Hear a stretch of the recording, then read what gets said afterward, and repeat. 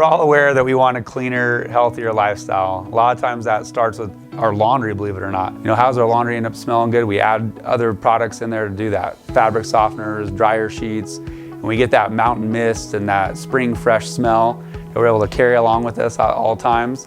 The unfortunate part about those smells is they're obviously done with fragrances. And the word fragrance in America is a proprietary blend that legally doesn't have to tell us what's in there. A lot of times as it hits the air, it's creating formaldehyde and affecting creating other VOCs in our air to breathe in, not to mention the chemicals it's leaving on our body. If we want to have clean clothes, try the Platinum Laundry. Be able to disinfect with ozonated water, truly get the smell out and not mask the smell.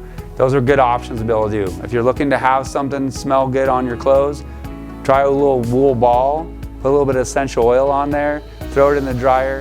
Let's get rid of eliminating those chemicals.